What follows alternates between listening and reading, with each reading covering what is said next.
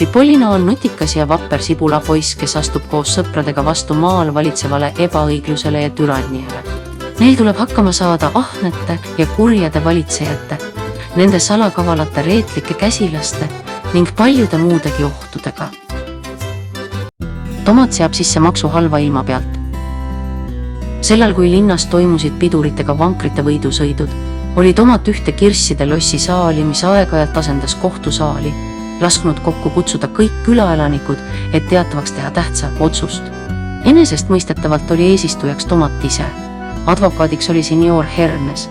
Don Petersell oli kirjutajaks ja kandis registrisse sisse vastused vasaku käega, et paremat nina nuuskamiseks vaba hoida. Rahvas oli kaunikesti ehmunud, sest iga kord, kui kohtuistung kokku kutsuti, tõotas see neile aina pahandusi. Näiteks viimane kord oli kohus vastu võtnud otsuse, et õhk kuulub graffinnadele kirssidele, mistõttu tuli iga sisse hingatud sõõmu eest lossi administratsioonile üüri maksta.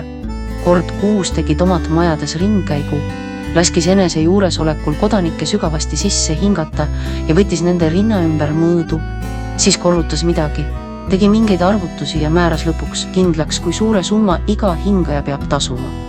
Isand Kõrvits, kes nagu teada väga sageli ohkas, maksis kõige kõrgemat tüüri. Esimesena võttis sõna rüütel Tomat, sõnades keset sügavat vaikust. Viimasel ajal on lossi sissetulekud paraku kahanenud. Nagu te teate, elavad kaks vaest vanakest orbudena kõige äärmisemas viletsuses, pealegi on neil kurvaks kohustuseks ülal pidada hertsog Mandariini ja parun Apelsini, kes muidu nälga sureksid. Meister Viinamarjake heitis sünge pilgu parunile, kes istus nurgas kinni silmi, rahuldades oma nälga varblastega karneeritud jäneseraguuga. Siin ei vaadata süngelt ringi, manitses karmilt Tomat. Jätkesel kombel ringi vahtimine järele, vastasel korral lasen ma saali tühjaks teha. Meister Viinamarjake kinnitas nüüd kähku oma pilgu saabaste ninadele. Suuremeelsed graffinnad, meie armastatud perenaised, on sellepärast esitanud tempelmärkidega varustatud kirjaliku nõude, et tunnustataks nende võõrandamatut tähtsat õigust. Advokaat, lugege dokument ette. Senior Hernes tõusis püsti, kõis kurgu puhtaks, tõmbas rinna õhku täis ja alustas tähtsal ilmel lugemist. Alla kirjutanud graffinna Kirss vanem ja graffinna Kirss noorem arvavad, et kuna nad on maa-alal on õhuomanikud, tuleb tunnistada ka nende õigussademete peale.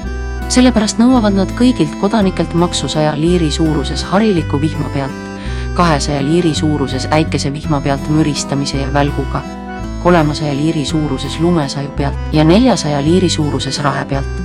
Järgnevad allkirjad. Senior Hernes istus maha. Eesistuja küsis, kas tempelmargid on korras? Jah, senior eesistuja, vastas senior Hernes taas püsti karates. Väga hea, otsustas Tomat.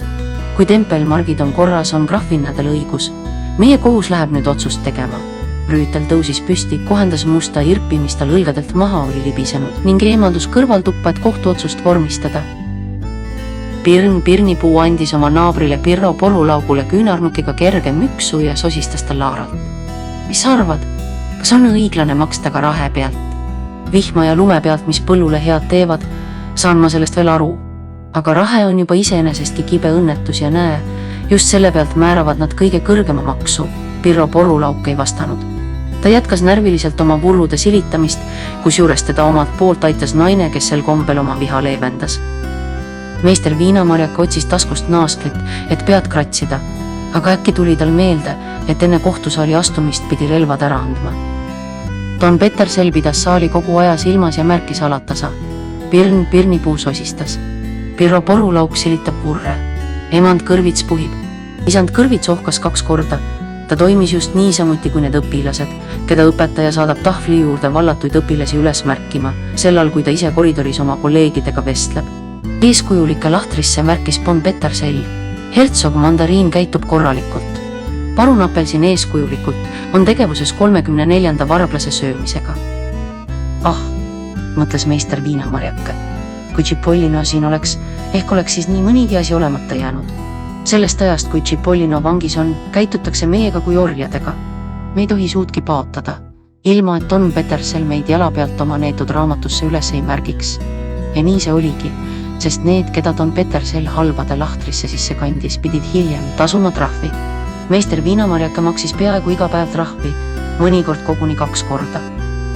Püsti tõusta, käsutas Don Petersel, kes ise oli istuma jäänud. Loen teile otsuse ette, pöördus Rüütel rahva poole. Siin see on, kohus kinnitab, et graafinnadel on õigus saada üüri sademete ja teiste halbade taevanähtuste peal. Sellepärast määrab kohus, iga kodanik peab lossi administratsioonile maksma lõivu, mille suurus ületab graafinnade poolt nõutud summa 2-kordselt. Saali läbis nurin. Tasa, käsutas Tomat. Vastasel korral lasen saali tühjaks teha. Ma pole veel lõpetanud. Kohus määrab lisaks, et tuleb tasuda lõivuga kaste, härmatise, udu ja iga teises vormis niiskuse pealt. Otsus astub jõusse käesolevast silmapilgust. Kõik vaatasid heitunult akendest välja, lootes seal näha selget taevast. Paraku nägid kõik, et on liginemas äikese pilv. Issake, mõtles meister Viinamarjake. Näe, ongi sul 400 liiri vastu pükse. Neetud pilved